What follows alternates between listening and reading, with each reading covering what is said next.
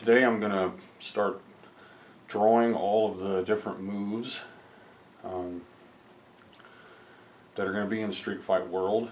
I might show some more techniques later at the end of the video for people who might want to program. I watched a video today about the 2600 Plus that's coming out, and the guy that did the video said, again, something to the effect of that this system is not going to be for homebrew people. Like he said, if you want to play the latest homebrew on it, that that it's not really meant for that. And it made me wonder, because he said that Pitfall 2 won't work on it, and but then it's running the latest version of Stella, or one of the latest versions of Stella, and Pitfall 2 does work on Stella. So why? Okay, now I've also heard in other videos that the Atari 2600 Plus won't support the games using ARM chips. So the Harmony Kart games made by Atari Age, if anyone ever used the DPC Plus kernel to make an ARM chip cartridge, it won't support that. So it makes me wonder if they're not making some type of list, and that if the game isn't on the list, then it's not going to even bother with it. And that worries me a little bit, because the homebrew world could really benefit from this system. Now, of course I can use a computer at any time to play well emulated Atari games on my HD screen without a problem. But to have that HDMI out system and be able to use a cartridge, maybe one that I make, and just have it, plop straight up on the screen to play, I think would be great. And having 7800 compatibility woven in with it. So if this is going to be some type of intentionally blocked off system, I would have no interest in it. Honestly, it brings me back to what one of the first videos I watched about it said, that if you're 40 years or younger, or he said if you're under 40 years old, you're not going to want this system. And that in the light of the possibility of it being a bracketed system where they have some list, and if the game's not on the list, it's not even going to run, that I would have absolutely no desire to play it. Now, if it will play certain grades of games, for instance, there are codes for the different games, like an F5 or whatever, depending on what chipset, depending on what ROM size is on your PCB. So if you have a 32K bank switching game, which there are only a handful of them ever made, only a couple of them ever made, then that would be a certain designation. And so if their Stella is able to play anything with those preset designations, but it won't play DPC in Pitfall 2 or the DPC Plus, which are ARM supported, then I'd still be okay, because I can make your standard 32K bank switching cartridge. But if they won't support Super Chip, I think that's a really, really bad idea. And it makes me wonder if they're also not going to support maybe StarPath ROMs. Like, could I not hook a StarPath supercharger up to this and use a cassette deck or something to upload a game as though it were a real Atari? Which, I'd think maybe that'd be asking a little much to be able to do that. But those are all unique chips that that allow the game to have more RAM, sometimes more ROM space. I mean, a cassette could be significantly more, but of course the loading time sucks. And that was something that I did back when I was on Atari Age, was I ran through many of the homebrew games that were being worked on. People were putting demos of their games up, and I went ahead and turned them into a CD and then ran them on a supercharger on real hardware, and I made a list of games that would work through the supercharger, and even though they weren't necessarily making the games to work on a supercharger. And the supercharger is weird, but the super chip is less. It's less weird. And so if they're not supporting Super Chip, I think that's a really bad idea. And if they're only supporting names of games, like, hey, this is our list, and if it doesn't fit on this list, I think that's a terrible idea.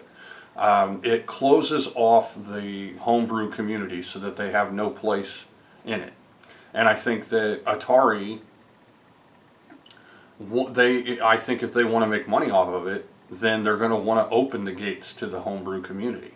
And there weren't many homebrewers using the DPC Plus, or I guess what would be DPC, the David Crane chip that was used in Pitfall 2. So that's really not that big of a deal. You're only closing off a couple of games, really literally a couple, maybe 2 or 3 at the very most.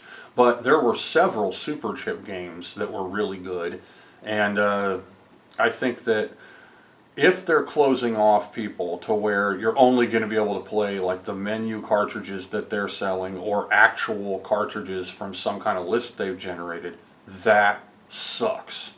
That sucks worse than a crappy Retron 77 that won't play games. So, so when he said, you know, that you're not going to be able to play the latest homebrew game, well, why not? If they're really going to be that exclusive to where they are bracketing off certain games only, like original cartridges, there are a lot, and I said this in the last video, there are a lot of homebrew games. So it seems to me like maybe Atari don't like homebrew, they don't want you to make a homebrew game, but it could only serve to help to sell the 2600 Plus.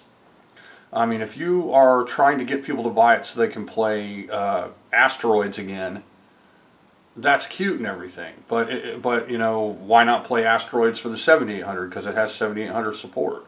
You know, or why not play a newer homebrew version of the game that's better? So I think it sucks if they're going to do that. And if they're going to do that, I have absolutely no intention of buying the system, because I could just play all of the games. And you know, back on that point, one of the newest Stellas, I just downloaded it off the internet. I think it might be the latest version of Stella, and most versions of Stella don't have any problem at all playing Pitfall 2. So if you're closing off people to make them only play, like, you know, that nostalgia angle, then that's going to suck. Now, he also pointed out that they're basically running a scam on their website, and that when you go to their website, you're not being treated to any kind of, you know, you're not getting fluffed for the 2600 Plus, you're getting whatever their latest scam effort, and I'm not going to get into that. I don't know anything about it because I have absolutely no interest in those types of things. Now I beat this word to death, but I'm an eccentric gamer. Okay, I was thinking if I make tutorial videos, it's going to be called eccentric programming, because what I do is I try to make the very best stuff you can get with that kind of limited framework, and it makes it really fun. Sometimes giving yourself limitations makes things fun. It breathes life into things. For instance, I watch a lot of movies from back in the day, like RoboCop. That's a great movie. I watch all the Star Trek movies and stuff. One thing you can do if you want to breathe life into those movies again is turn down the color on your TV so that you're watching it in black and white. So get your CRT TV, your old VCR if you got one that works, put your VHS tape in, and crank down the color so it's black and white. Watch the whole thing over again in black and white. You'd be surprised at how it breathes new life into that movie. And so, my point, adding limitations to things sometimes makes it more interesting and funner, right? So, when I program, I'm using more advanced basic, and I'm using methods that most people, almost no one uses, to try to achieve better results than what's ever been done. And I would think 2600 Plus wants me. They want me to make a game that's better than anything else. Now, if they won't even support a 32K bank switching cartridge, I have no interest at all in the system, because all of my games are either 32K bank switching or they're 32K bank switching using Super Chip. And it just would totally suck because there's so much good homebrew out there to play. And I still play Titan Axe regularly. My kids love it. My son sat and watched me beat the whole game the other day, and he was just, he loves the game. He thinks it's an X. I love the game too. The controls can be kind of hard to, learn at first, but once you learn the controls, it's pretty streamlined. Trying to deal with one button to do more complicated things, it can take some kind of newfangled ways to get results where you're trying to for instance, in Titan Axe, I knew, hey, I've got one button. I could force people to buy a Sega Genesis pad, program it with 2 buttons. I could maybe program it to use a 1-button joystick or 2-button pads if I wanted to. That would be significantly more difficult, take up more code. Nothing wrong with that. But I really wanted people to just be able to use your, entry-level 1-button 2600 pad, your CX joystick, whatever, and be able to play it. So I also had to be able to jump, use magic, swing weapons, and do a special attack. So the way I ended up coming up with it is I made it so if you push the button, your character jumps. And then if you let go of the button when they're in the air, then they do the jump attack. So suppose you got the dwarf, hold the button and he jumps, let go of the button, he swings the axe in the air. If you press down and the button, he'll do a rolling attack, back and forth. If you want to do a normal attack, you have to press the direction that you want to do the attack and the button at the same time. Then he'll swing the axe to the right or to the left. What it ends up doing is giving you a swinging motion with the joystick, like you're attacking, like you're kind of forcing the attack to happen on the bad guy. And once you learn it, it becomes second nature and it's really fun. So I made it so pressing the button and up does a magic attack. And so sometimes, you remember just like in the original Golden Axe, you'd accidentally hit the A button and there'd be no one on the screen or one bad. You'd waste your magic because you accidentally hit the A button. Same kind of thing. Oops, I accidentally pressed up in the button and I just used my magic. So I put so much into that game and it's so fun. If this new system won't even play a 32K bank switching cartridge, or even worse, if they put a list of games that it will only accept, that's the worst thing they could possibly do. That would be crippling the system. It would be making it suck worse than it has to suck.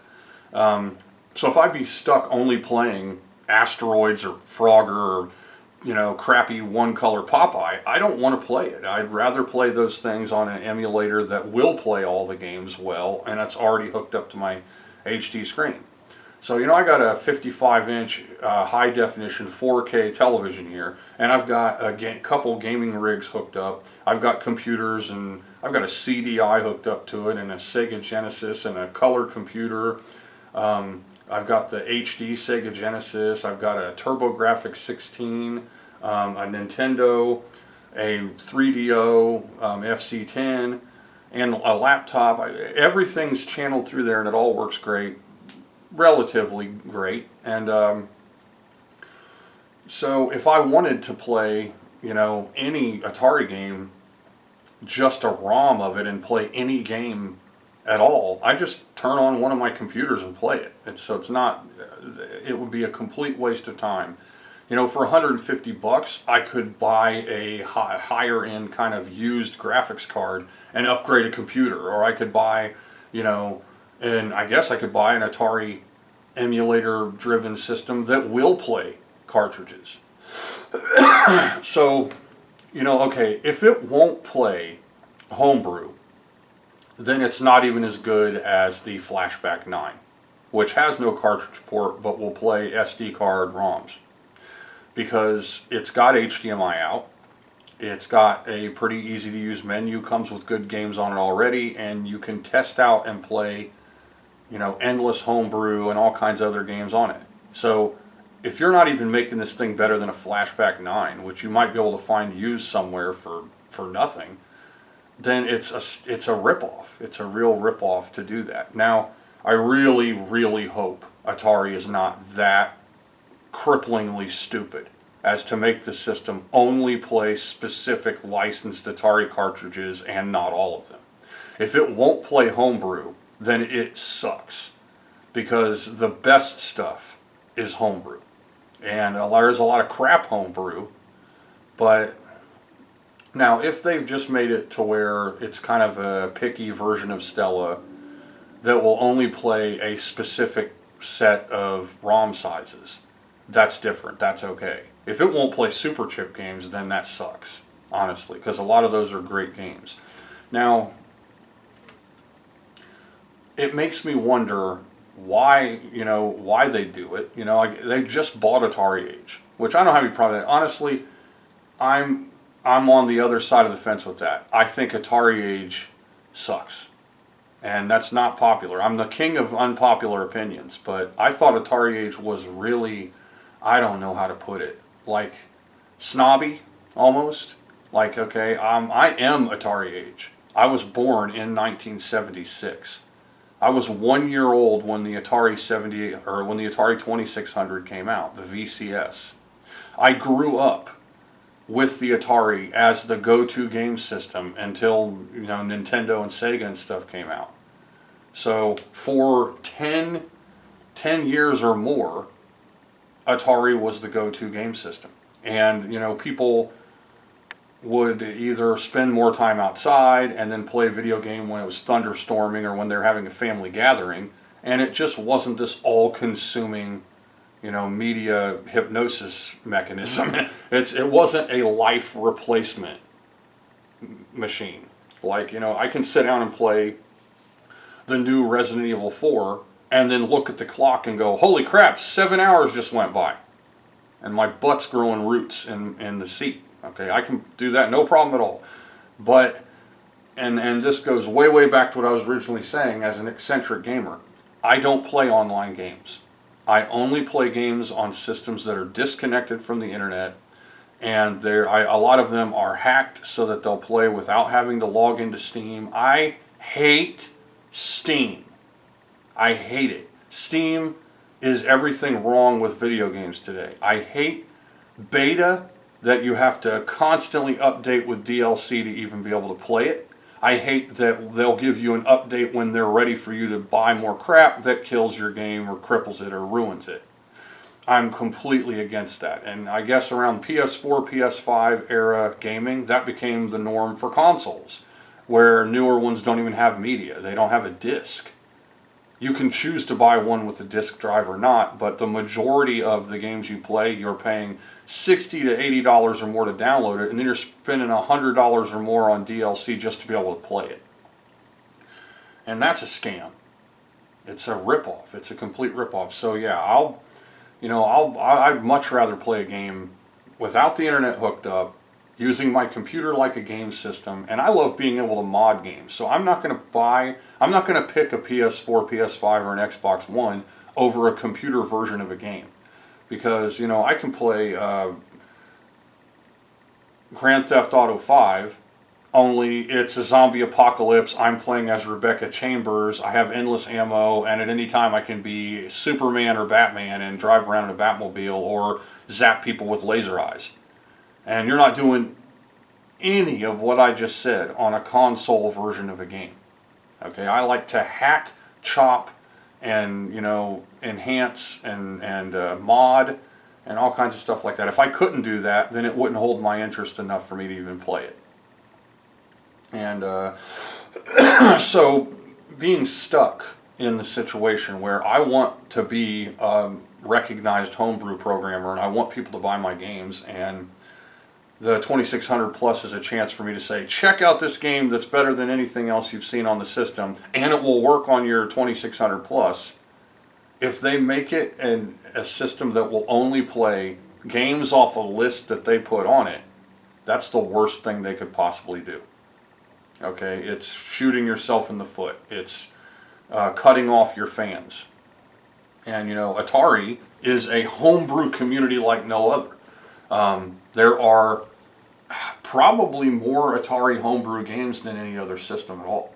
I mean, I'd think that if you don't count mods or English translations for like the Nintendo or the Super Nintendo or something, it blows away all the other systems by leaps and bounds. There are not anywhere near as many homebrew games for other systems as there are for the 2600.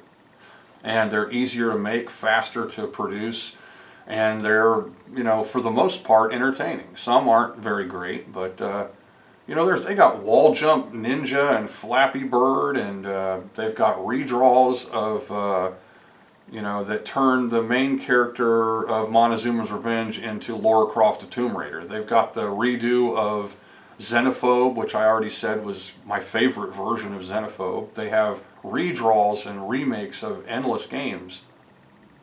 To cut off the homebrew community from the 2600 plus is the worst possible thing that Atari could do. Now, if they bought Atari Age so that they could shut down the homebrew community, or could limit the homebrew community, well, first off, all you're really going to do, if you do that, is isolate Atari to where the new Atari is not the old Atari. And the new Atari is going to be a scammer organization that's trying to sell you crap that's going to rip you off and not function. B, try to isolate their user base to a nostalgia-driven 40-plus community. And both of those things are, I mean, I don't have a degree in whatever, marketing or advertisement. It's a crappy thing to do to people. And for me especially, I can make a game that's extremely good. And if they're taking 32K or 32K Super Chip, I'm in. I'm in like Flynn, can make a game that's better than anything else they've got. If they have a list and your game ain't on the list so it won't work, I wouldn't touch that. I wouldn't buy that system. And I really think, based on what that guy was saying, it seems like that's what they're going to do. And, you know, like I said, he said that the problem with Retron 77 was they used an older version of Stella, and so it really messed with the compatibility and it had a lot of problems, and it was a ROM uploader. In other words, every single time you put the cartridge in it, it's copying the ROM from the cartridge. And some of those cartridges are made in a kind of a freaky, funky way where you're not going to easily lift the data off of it to put it on the system.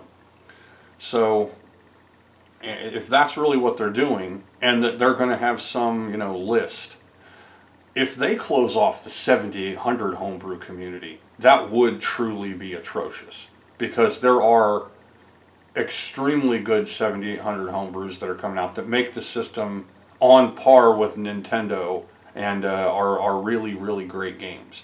So they had some games that were as good or better than Nintendo games, not many. Some people prefer 7800 Akari Warriors over the Nintendo Pink Tank, you know, kind of choppy Akari Warriors.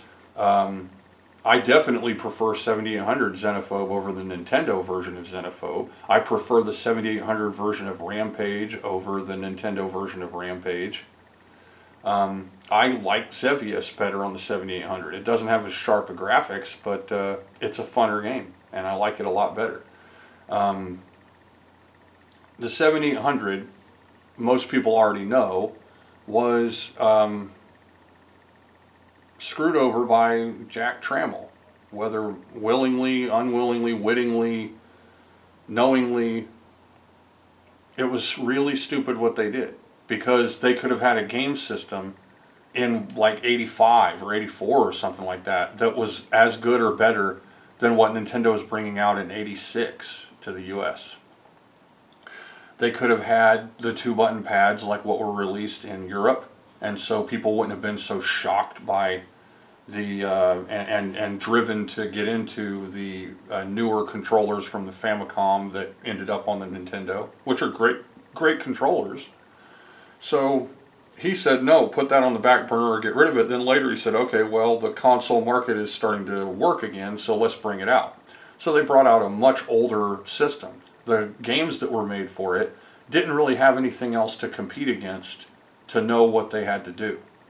So they were basically trying to be better than the 8-bit computer versions of their own games, trying to make better looking, higher color, more arcade-like versions of games. By the time they came out, people were like, yeah, it's Joust. I don't want to play Joust anymore. I've played it on 10 different systems. Oh yeah, it's Pac-Man. I don't want to play that anymore. I played it on 10 different systems. Fill in that with almost every game that came out for it.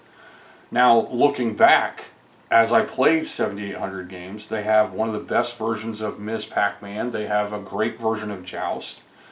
I prefer the 2600 version of Asteroids over the 7800 version. It's just fun, and it works well, and it looks good. And it's, you know, I don't think people understand that when the Atari came out and they gave you a color version of Asteroids, most people thought that was as good or better than the ray-traced Asteroids, which was these little tiny, hard-to-push metal buttons, no joystick. It was like one little hard-to-push metal button turned your ship to the right, the other hard-to-push metal button turned it to the left, one hard-to-push metal button shot the laser blast, one hard-to-push metal button boosted you, one hard-to-push metal button might have warped you or something, if that was even in there. And then everything was glowing blue, you know, eye-piercing ray trace, like ray-lined graphics. And then Atari comes out, and they have full-color, multiple-color Asteroids. They have a cool little ship that's turning and spinning, cool little catchy dun dun dun dun dun dun dun dun. That was actually better than what, in a lot of people's mind. Same with Battlezone. Battlezone was better than the arcade because it was no longer ray traced, colorless, hard to play. You know, it was almost 3D in a better way. So some people today, they don't think so. Today they're going to go, oh no, I prefer the original crappy line drawn art. So they did that with Star Wars, Battlezone, lots of games, Star Trek. Those were all, you know, line drawn, whatever they call it. I guess ray tracing, maybe. So the Atari 2600 Plus might suck.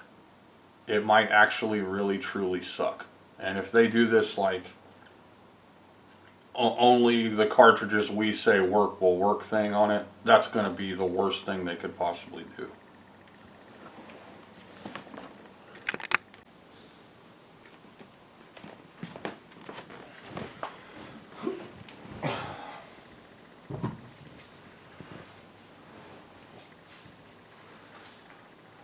Before I get into some drawing, I wanted to show something with Stella that I'm sure a lot of people know about already because they probably went to hit escape on their tiny keyboards and accidentally hit the tilde key. But if you hit the tilde key, then you get a look at the game in motion. And it shows the game in assembly. So, and I wanted to show something just real quick that anyone can do, and this is a lot like those older games, older emulators like Nesticle and whatever. They were usually in DOS windows and pixelated, and but they would also let you have access to things like this. So I've got my screen loaded, and so I've got my game here. If I hit the tilde key, it exits the game, and here we go. Now this is showing the game as it's in motion. You got all your like you know, hexadecimal information, and top left is your image. But over here, where you see your data going on, just searching around, you're going to find the sprites. So here we have Donkey Kong, right? We got the gingerbread man. I realize here it actually kind of looks like he's flipping you off. If you look here, there's like a black bar here next to his hand that really kind of looks like he's kind of sideways flipping you off. If you look here, that's filled in a little bit. So he's got one arm up, one hand down. Here, there's the all zeros font for your score. As you scroll down, here's your play field, the way it's drawing the play field. Hey, there's the girl, right? That's whatever her name is, Daisy or something like that. Now, I just want to show something real quick. Okay, see her legs, her little legs here. She's got her foot sticking back and her other foot's forward. What if I go in right here, see this row? Here's your little ticks, your bits.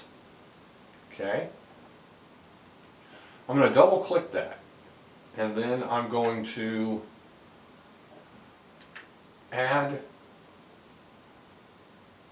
some data. So I'm going to add a 1 here, and let's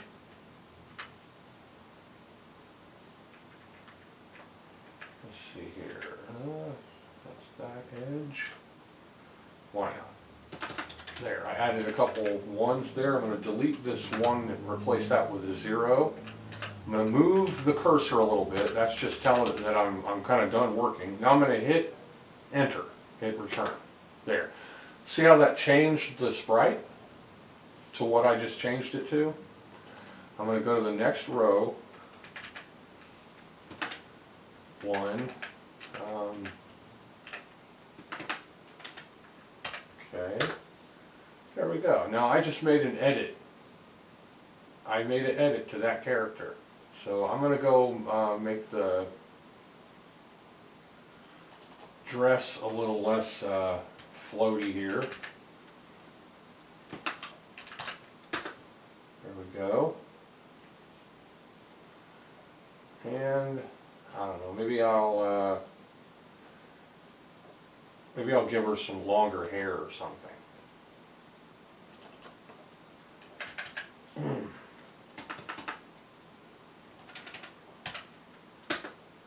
Now sometimes when you do this, if the frame is active as it's being shown up on the screen, you'll see these changes in real time. But other times, such is the case with this one, it doesn't do that. Now I'm sure that because of the way they've got the system set up for graphics here, much like the multi-sprite kernel would be for your visual programming, the graphics are fed in upside down. But I might be wrong in this, but I'm pretty sure that sometimes it won't be that way. Sometimes the graphics will be fed right side up, and that actually makes it slightly easier to edit or to redraw some of these graphics. I think I'm getting something. Notice how all summer long you're healthy and you don't get sick at all, and you have a fun time playing with your kids and everybody's happy. Then once they go back to school, they bring whatever's going on home, and then you start getting sick again. And that has happened this year. Right when my kids went back to school, they started getting sick with strep throat, bringing it home, getting me sick. Fun. It's a lot of fun. So maybe I'll change her arm here. Actually, I'll change it here.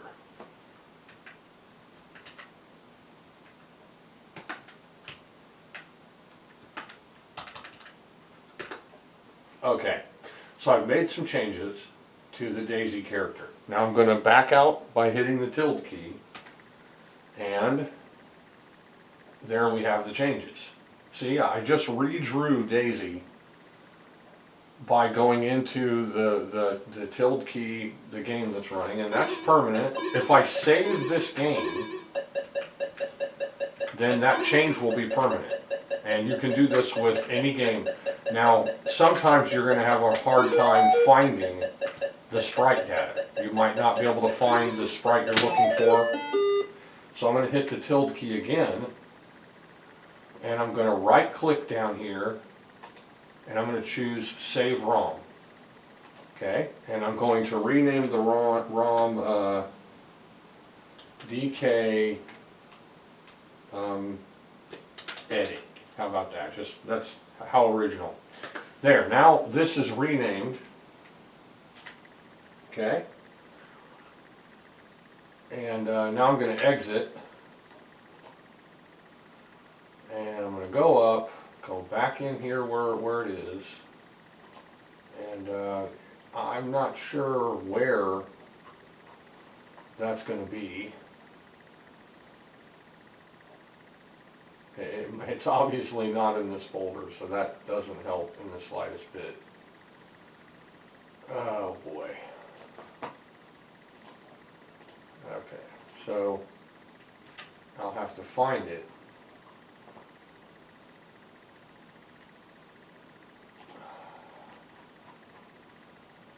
Oh, it might be saved to the initial folder, which would be my Atari folder, possibly. Let's see. No, it doesn't look like it's there. So, anyway, you get to find that edit, and I guess you can trust me. I can look for it, but I'd rather not deal with that right now. Actually, it might be in Stella. But the edit will it will be permanent. So you can edit your Atari games and save the changes that you made to your Atari games at that graphical level. It's not really, and if you can go in there, if you know what you're doing, you can change the game quite a bit. You can change color rows, sprite data, even data rows.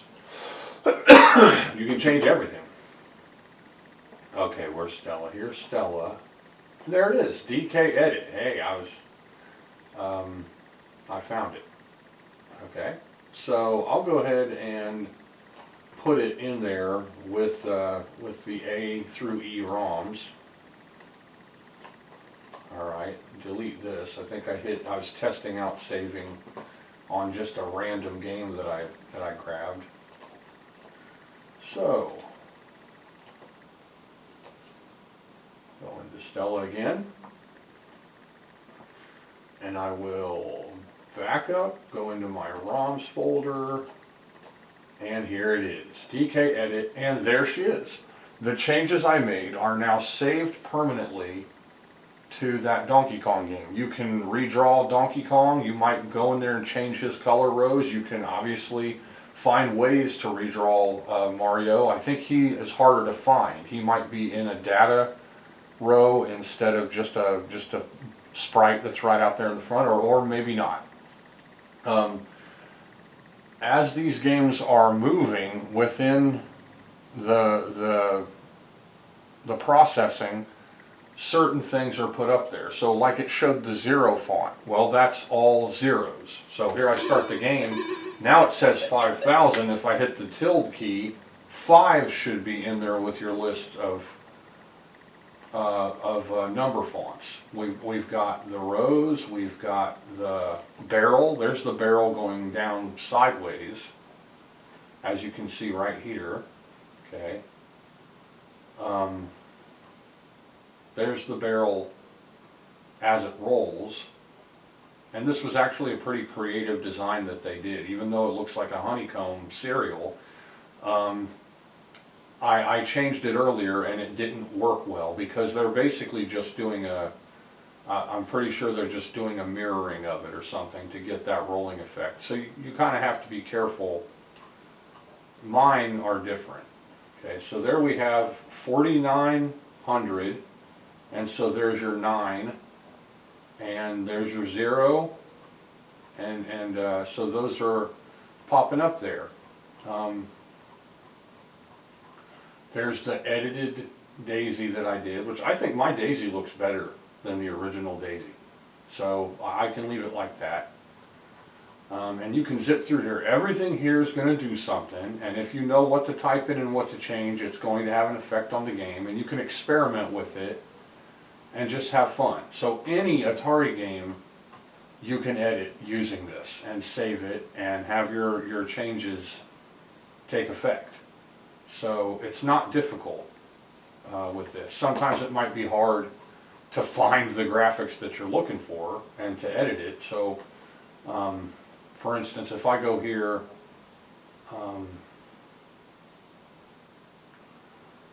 let's see here.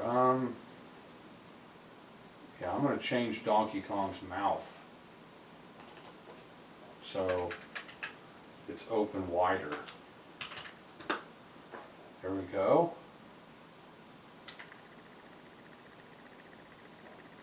Now look at Donkey Kong. Now his mouth is hanging open while he's doing the arm thing. And maybe that looks a little bit better than it originally did.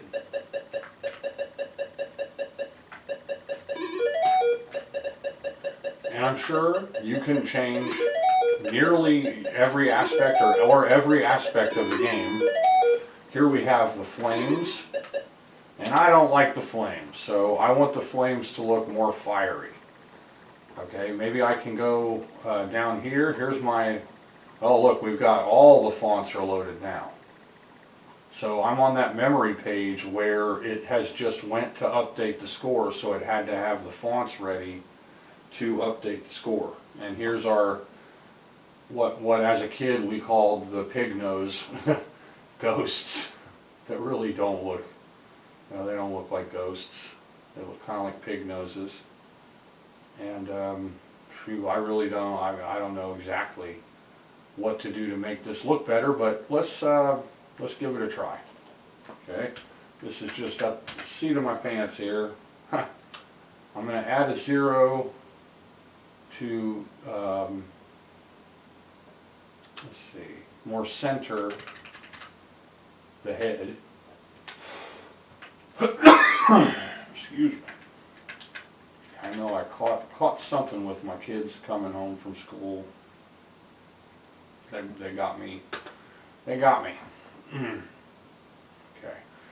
So I moved that row over. I'm going to go ahead and move this row over. Now, I don't usually do this. Okay, this isn't something that I usually do at all. I'm not like, oh, let's change all these graphics of these Atari games. I'm not one for that. But this is a mod. This would be considered a mod, what I'm doing. I'm doing a graphics mod to an Atari game. Okay, so here are these 3 gaping holes here. One thing that's fun that you can do right away is you can change Pac-Man to actually look like Pac-Man. They say that Pac-Man game was rushed, and you know that people don't like it or didn't like it. Well, you can go in there and just redraw Pac-Man so that he looks more like the Pac-Man from the arcade game. That's not difficult. Anyone can do that relatively easily. So you can do it. And then after you've done that, your Pac-Man is going to look really good. All right, your Pac-Man will look better. I've seen lots of edits, and that's a really easy thing to do to make him look better. Okay, I'm going to do something a little wild here. I'm going to actually move his eyes down 1 row.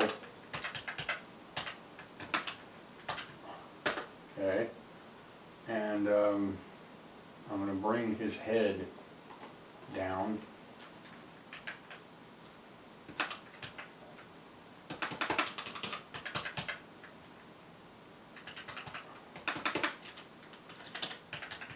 Okay, and I'm going to go ahead and chop off the very top of his head here to, this is going to give me room to add some little flame things. Okay, so now he's a little bit shorter, but then I'm going to go ahead and put this fire thing going on here.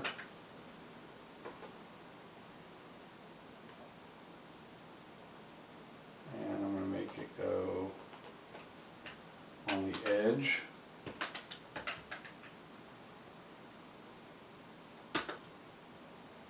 Okay.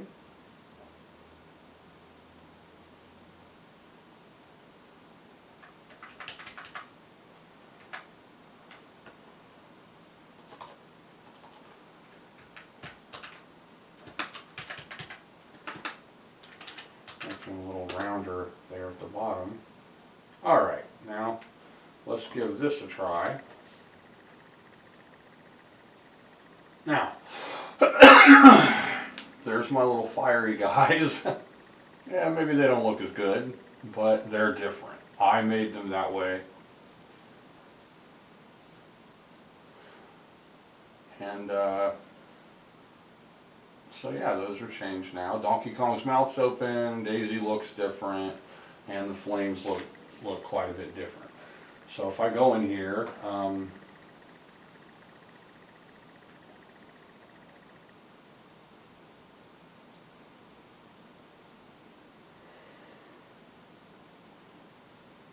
don't know if I can add to this line. I don't think I can.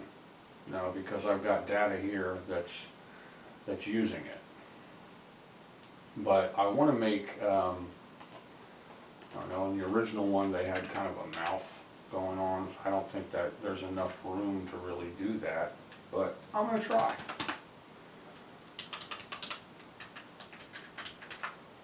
Okay.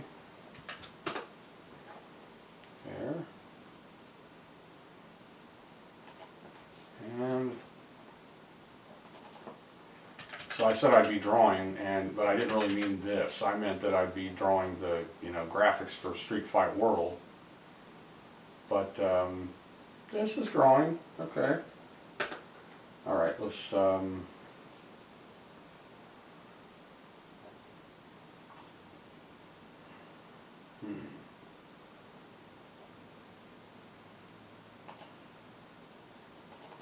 I think I'm going to make this a little tiny bit different. I'm going to put a 1 there, a 0 here, and then I'm going to fill in, interconnect those here and here. Okay. Now, after you've changed a 1 or a 0, you'll want to move your cursor right or left. This kind of just sets that line. If you don't, then it might not save that result. When you hit enter, it will just correct it. It'll change it right back to the row. So I'm leaving, and there we go. Now our flames have a little mouth. I don't know, they kind of look like little Kirby's or something like that. Maybe they don't look as good, but I'm fine with it. I'm not complaining. So I've made some changes to my Donkey Kong game. I can save them. I can obviously dump them and not keep them if I want. And you can keep searching until you find the things you want to change. Sometimes they'll be trapped in data, and so you'll have to know how to change that data.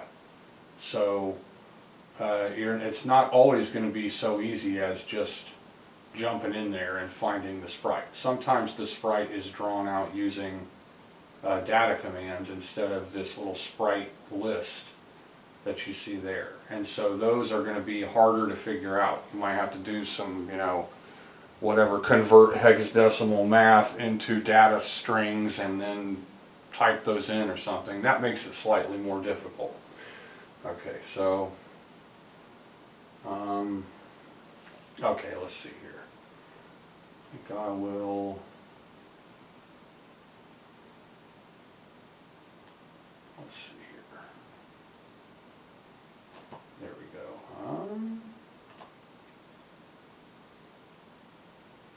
Yeah, I'm going to put a gap right here. I think that will make the fire look a little more flamey.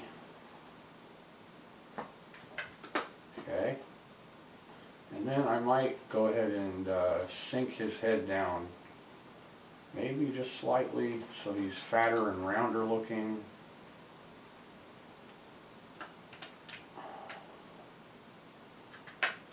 Okay, and I'll add one more to the bottom. Now remember, after I change a line, I move instinctively with the cursor to set the line, then I hit return, and then there you go. I'm going to back out. Actually, I think I might go ahead and make his eyes 1 pixel wide. And then because of that, I can change the top to be a pointy kind of flame looking thing here.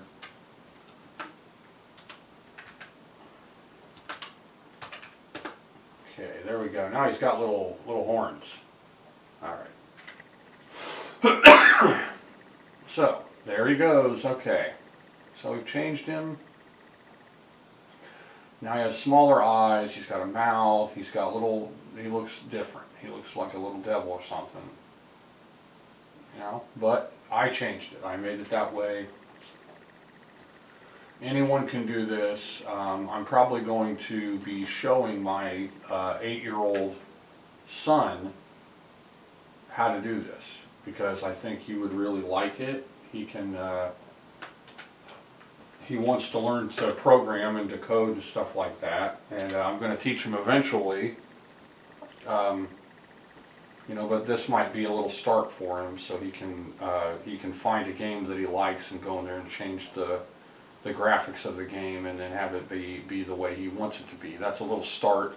Probably be really good for little kids to do that if they want to try to change the game. So I just changed a lot of stuff here. Let's reset. She's changed. Donkey Kong's changed. His mouth is different.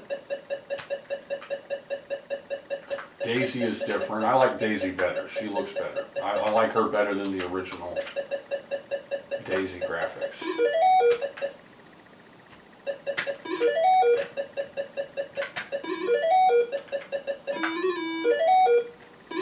Okay, I got my little devil horn, guys. So why not? Why not? You know, anyone can do this. I'm going to go ahead and save it. I'm going to save it. Why not? Save ROM. And it's going to save it again to the main folder, so I'll have to go and grab it and swap it out. But you can do this with myriad of games, pretty much all the games, because it's, you know, kind of up converting it. So hey, there's Double Dragon. Huh. Maybe I can change this. I don't know. Let's see. Terrible game anyway. It's not like you're gonna fix it by changing the graphics, because this game is just, you're getting attacked by Captain Kirk here. Okay, and it's so terrible that it's, you know, needs a better version. It needs, now as I'm going through here, everything's in data, so I cannot easily go in there and change it. Now I might try a second time. There, hey, maybe I'll get something now, but probably not. It's cycling through data. Down here, those are going to be the graphics, right there.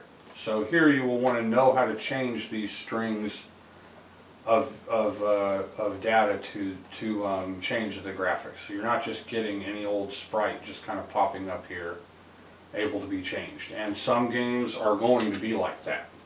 They're going to be like not as easy to just go in and hack and edit, but quite often the smaller games are easier ones to hack and to edit and to mod.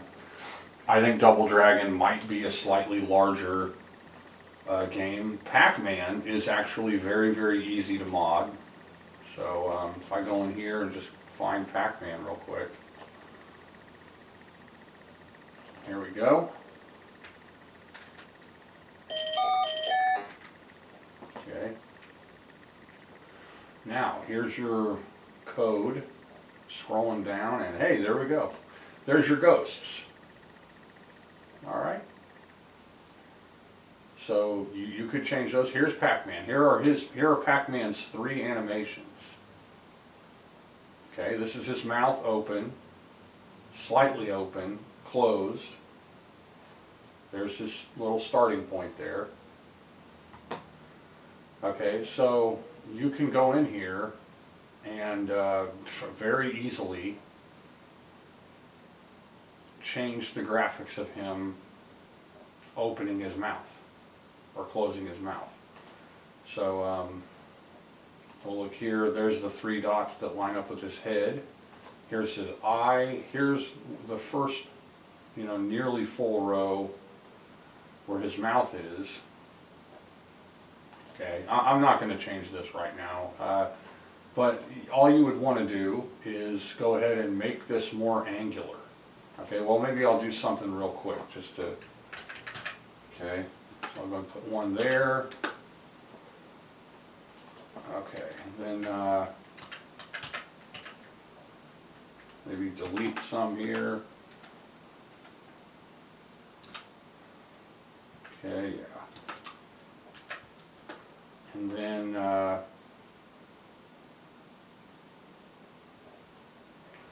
so I can do that here.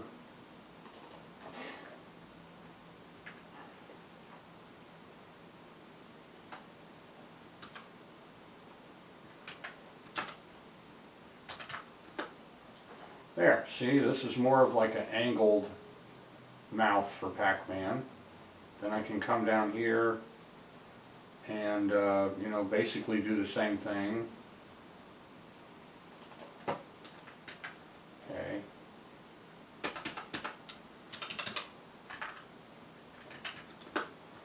And, let's see, here's his eye with the mouth being open. So I'll go ahead and add a little dot under his eye.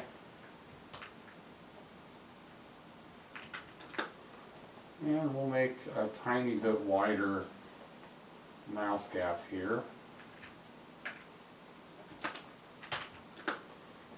Alright, and then go ahead and fill this in.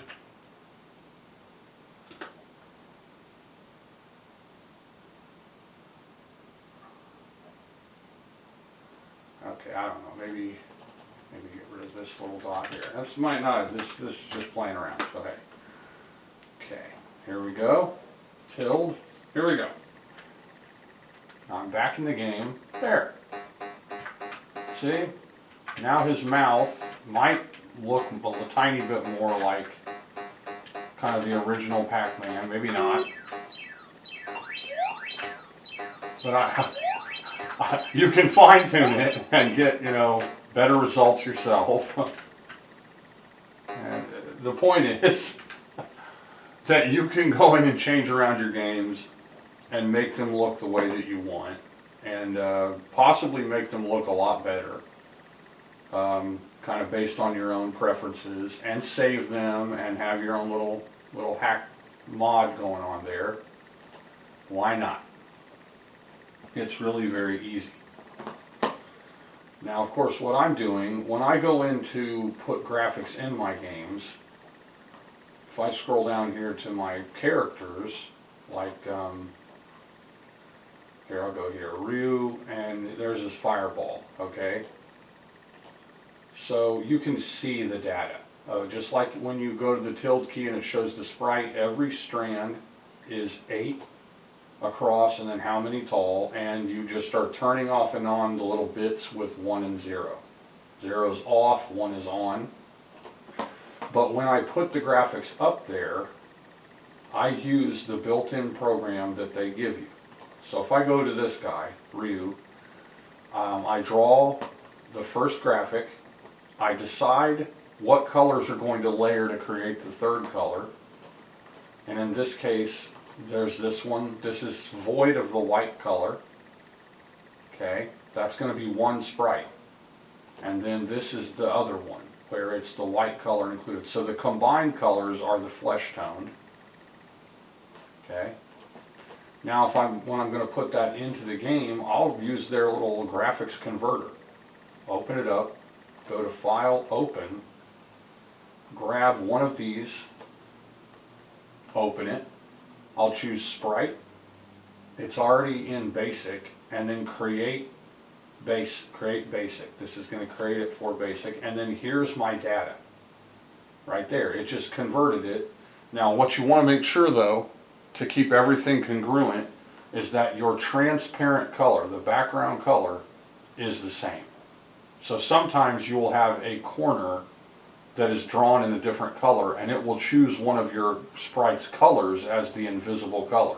Then you will use this dropper to choose the color you want to be the invisible color, or the background color. If you don't do that, then you'll end up with problems, because your sprite will be, it'll appear to be, I guess, kind of inside out, where the ones will be zeros and the zeros will be ones. Okay, and then I would just copy this data and then paste it down here into the game. And with each instance, they are overlapping. So up here, just for this test, because this isn't the game that that's going to be played, this is the building of the game. So I'm going piece by piece. I've called them blocks. So I have A block, B block, C block, D block. Sounds like a prison.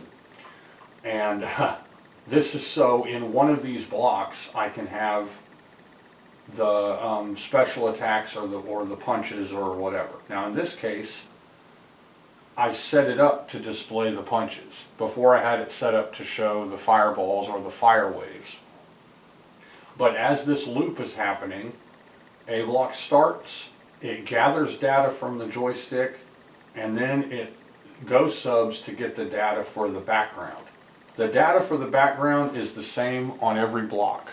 But if I'm overlapping the backgrounds, then it's going to change to the alternate background to have the third color in the second part of the loop. So because I'm using color rows and no blank lines, all of the backgrounds are the same. And I'm having it reach out and grab the background data. When it's done grabbing the background data, then it goes to grab the character data. Okay, so in this case, Chun-Li, Mai, Bogard, and Ryu, it reaches out and grabs that sprite data, and then in the second instance it goes and grabs the second sprite data so they can overlap. And then in the third instance it grabs the first data, in the fourth instance it grabs the second data again. Okay, now if I wasn't having to have fireballs and fire waves and my little artificially made extra sprite, I could just have two loops, or two sections to my loop, I mean. But instead I have 4 sections to my loop. And at the end of this D block, it's saying go to A block. So that's my loop, is these 4 little chunks. Right here, go to A block, it's going all the way back up here and starting here again. And it's go subbing out to grab the data. Later on, that's probably going to change. I might have a more defined loop that is using a go to rather than a go sub to cut back on cycles to help the game. Because you don't want to use a whole ton of go subs. You don't want to just like fill in everything with go subs. This is just to start the construction of the game, and then later on it will be made more efficient by changing go subs to go tos and linking the different sections together. Okay, so here you can see the background, which I've shown before. You can plainly see this is the dock, right? And of course there's the Japanese castle stage, there's the helicopter, and there's the subway looking kind of stage. Okay, and then these are the rows of color definitions. This is the background color definition, and these are 23 rows. These are the character sprite definitions for each of the character sprites. So when I go in there to draw, like I showed before, I will I'll start with MT Paint, which is a free paint program. You don't have to pay for it or anything. It works for lots of different systems. You can enable a grid to see every dot. That sometimes helps. Okay, so I can go view and oh, that's not it.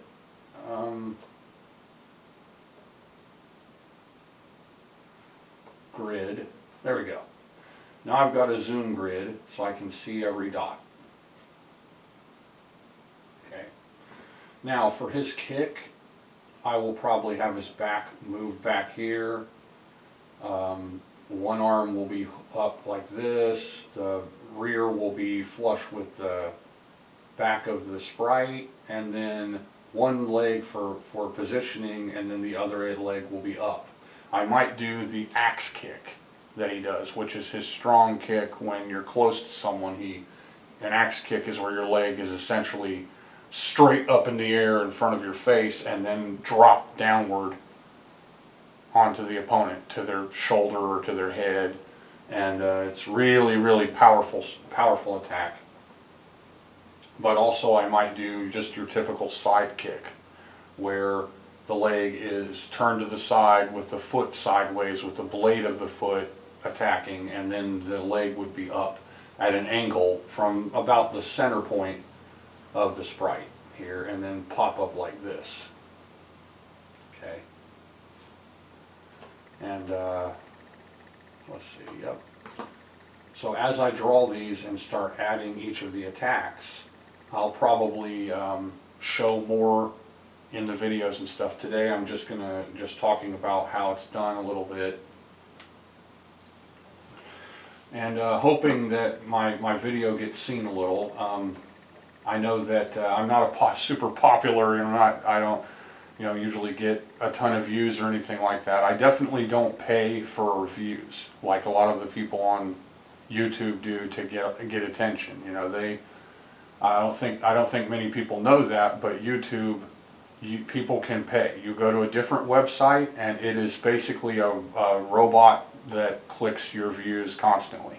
And then there's a certain number of seconds it goes by before it can click again, and you're paid. You pay them for 10,000 views. And that's why when you see a guy it's always popping up on YouTube because of the algorithm, it might say 20,000 views when it first comes out. Like, it's basically just popped out and it's like, oh wow, this guy's got 20,000 views already. And then later on it will say 2,128 views. Chances are he's got 128 views. But the more views gets it put into the algorithm so that it's shoved into your face.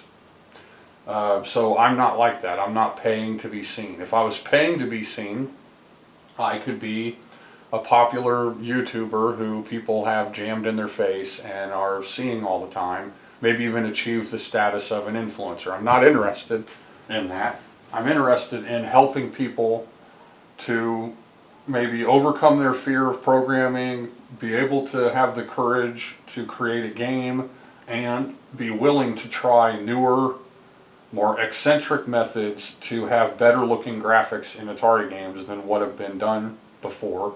And, learn a little bit about the situation, how an Atari works, which is pretty different than a lot of game systems. For instance, if you were to open an older emulator that lets you edit the graphics, you're not going to see the little dots like what you're seeing using the tilde key in Stella. You'll see a tile set. Those tiles might be 8x8 tiles, they might be 16x16 tiles, and they're not going to look like the graphics that you're looking at on the screen.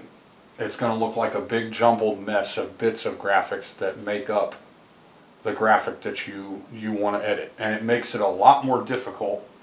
And that's because the data is set up to be loaded, and then the system is grabbing pieces of the data that are tiles, and the tiles are being drawn up on the screen to create the graphic.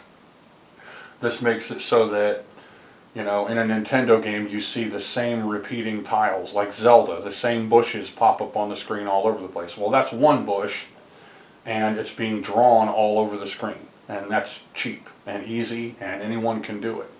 That is not how graphics are drawn on the 2600. It actually draws kind of in a left to right or right to left pattern, where each row is drawn and it generates the cycles that are being, the data is collected and then it's drawn up in rows. That's how all of these graphics are lines of color all the way across a sprite or all the way across the screen, and then they go up the sprite. And my method is using single color sprites. It's just that when a single color sprite overlaps another single color sprite, you get a third color, which is unique like I said in my first video, it's, as far as I know, it's unique to the 2600, the VCS system, and I don't know of too many other systems, if any, that have that same exploitable level of dysfunction. So this is something that is probably, you know, not really sought after or wanted, but it is something that can be used to create this effect. So anyone can do it. Okay, now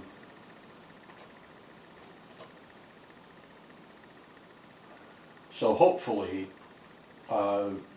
super chip games here are going to work on the 2600 plus, but I'm really not 100% sure, and I hope I'll get a way to make games for that system, and it won't just be stuck in, you know,